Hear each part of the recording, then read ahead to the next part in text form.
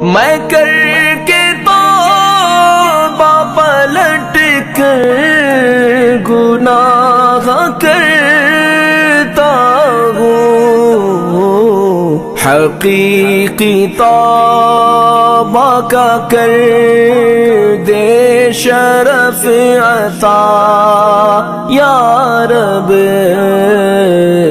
ہو مغفرت پائے اگر اتنے ہی پر ہم تھم جاتے، ہم رک جاتے کہ یہ میرے معبود میرا ایک سال بہت بے چینی میں گزر گیا، میں نے گناہوں میں گزار دیا مولا، لیکن یہ سال میں ایسے نہیں گزارنا چاہتا، میں توبہ کر کے تیری بارگاہ میں پلٹنا چاہتا ہوں مولا، جو میں نے گناہی کی خطائیں کی مولا اسے معاف فرما دے۔ اتنے ہی پر اگر ہم تھم جاتے تو بہت اچھا تھا کہ بارگاہ رب العزت میں ہم نے توبہ کر لی، ہم خوش نصیب ہو جاتے کہ رب العزت نے میری توبہ قبول فرما لی ہے، لیکن ہم نے ایسا ہرگز نہ کیا۔ ہم نے جب سال گزرتا دیکھا، جنوری کی تاریخ آتی ہوئی دیکھی، جب 2021 آتا ہوا دیکھا تو ہم نے فرسٹ نائٹ منا لیا، ہم نے 31 دسمبر کی رات کو آخری رات منا لی، اور اس آخری رات میں ہم نے کیا کیا، ہم نے کرنا کیا تھا کہ رب کی بارگاہ میں جھک جانا چاہیے، ہمیں غم میں ڈوب جانا چاہیے کہ میری زندگی کا ایک سال اور کم ہو گیا، میری زندگی کا ایک سال اور جا رہا ہے، ہماری عمر گھٹتی جا رہی ہے،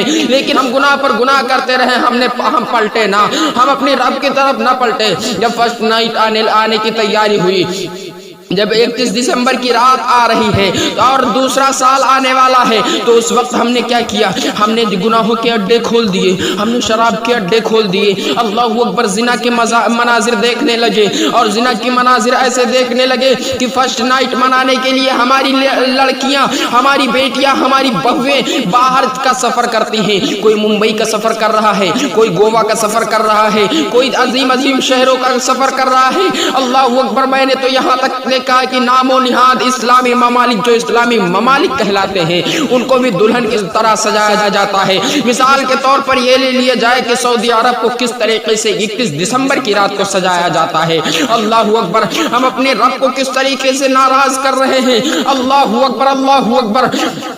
بھائی یہ اس تاریخ کو دیکھتے ہیں، کیا ہے جو ہم گناہ کر رہے ہیں، اس کی سزا ہمیں بھگتنی نہیں ہے، اس کی سزا ہمیں نہیں پانی ہے، تو پھر کون پائے گا، اللہ اکبر، اللہ اکبر۔ 31 دسمبر کی رات کو تمہارے پاس آج پیسہ ہے تو تم بنا سکتے ہو، تمہارے پاس دولت ہے تو تم کسی کی عزت سے کھلواڑ کر سکتے ہو، کسی بہن بیٹی کو تم بے عزتی کی طرف لے جا سکتے ہو، لیکن اللہ اکبر، مال و دولت ہونا یہ عزت نہیں ہے، بلکہ اپنی عزت کو بچا لینا یہ عزت ہے، دوسروں کی نگاہوں میں اچھا بن جانا یہ عزت ہے، اور اللہ کی بارگاہ میں اپنے آپ کو متقی پہ بنا دینا یہ عزت ہوا کرتی ہے۔ لیکن اگر یہ دنیا کی عزت، دولت و شہرت کی وجہ سے تم نے کسی لڑکی کو پھنسا لیا، کسی لڑکی کو اپنی طرف رجوع کر لیا اور اس سے زنا کر لیا، تو یہ گناہوں کے سوا اور کچھ نہیں ہے، یہاں پر بھی تمہیں عذاب ہوگا، اور کل میدان محشر کے دن بھی تمہیں شرمندہ ہونا پڑے گا، اللہ اکبر۔ میں آپ کو بتاؤں کہ آپ نہیں جانتے کہ جو قوم عذاب کرتی ہے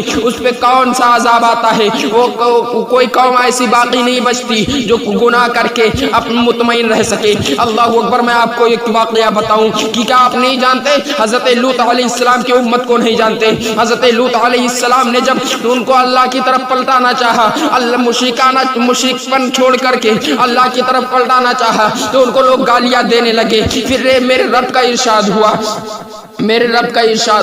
اے لوط تو اس بستی سے نکل جا، تو اس بستی سے چلا جا، قریب میرا عذاب اس پہ آنے والا ہے۔ جب حضرت ابراہیم علیہ السلام نے یہ اللہ کی ناراضگی سنی، اللہ کی طرف سے یہ عذاب آنا سنا، تو اللہ اکبر، حضرت نوح علیہ السلام نرم دل تھے، انہوں نے فرمایا اے میرے معبود تو ان کو عذاب سے بچا لے، تو رب کی طرف سے وحی نازل ہو جاتی ہے، اے ابراہیم اب ہرگز ان کے بارے میں دعا نہ کرنا، ہم نے ان پر عذاب کرنے کا فیصلہ کر لیا ہے۔ اس کی کیا وجہ تھی؟ اس کی وجہ یہی تھی کہ وہ گناہوں میں ملوث تھے، وہ اپنی رب کی نافرمانیاں کرنے میں ملوث تھے، اور وہی حال آج ہمارا ہے کہ ہمارا رب ہمیں اپنی ماں بہنوں کی قدر کرنے کے لیے کہتا ہے، لیکن ہمارا حال کیا ہے کہ ہم اپنی ماں بہنوں کو اپنی طرف بلا کر کے، اپنی دولت کی وجہ سے اپنی طرف بلا کر کے پھر ان سے ہم ناجائز سمبند بناتے ہیں، اور ان کو اپنے خواہشات میں ڈبا کر کے ان سے بدکاری بدکاریاں کرتے ہیں, ان سے بدفعلیاں کرتے ہیں. اللہ تم چاہتے ہو کہ اگر تمہاری بہو صحیح ہو تو تمہیں دوسرے کی بہوؤں پر نگاہ اٹھانا نہیں اٹھانا ہوگا. اگر تم چاہتے ہو کہ میری بیوی صحیح رہے تو کسی کی بیوی کو تکنا چھوڑ دو. اللہ اکبر. اگر تم چاہتے ہو کہ میری بیٹی صحیح سلامت رہے, کسی سے ناجائز سنبندھ نہ بنائے, تو تمہیں کسی کی بیٹی کی عزت سے کھلواڑ نہ کرنا. اللہ اکبر. زنا وہ قرض ہے کہ اللہ اکبر زنا ادھر کرو گے ادھر ادا ہو جائے گا. کیسے ادا ہو جائے گا میں آپ کو بتاؤں. ایک امام صاحب تھے اور ایک نوجوان لڑکا تھا.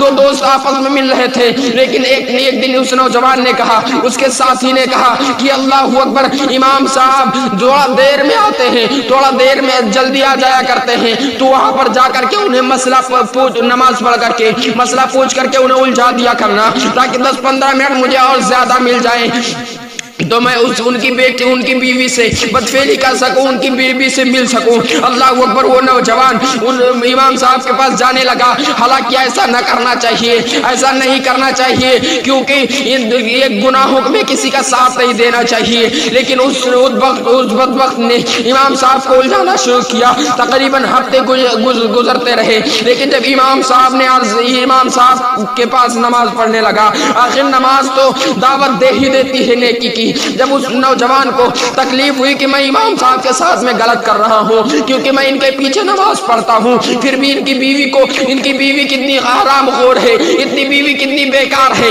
جو اپنے ایسے امام کو چھوڑ کر کے, ایسے عالم دین کو دھوکا کر کے میرے دوست کے ساتھ بدفعلی کرتی ہے. تو اسے ترس آ گیا اور اس نے کہا کہ آپ جانتے ہیں میں اس لیے نہیں آتا تھا کہ میں نماز پڑھ سکوں, بلکہ میں اس لیے آتا تھا کہ میرا دوست ہے وہ آپ کی بیوی سے بدفعلی کرتا ہے, وہ آپ کی بیوی سے گناہ کرتا ہے. اللہ اکبر. اس لیے میں آ جاتا ہوں کیونکہ آپ کو الجھا سکوں.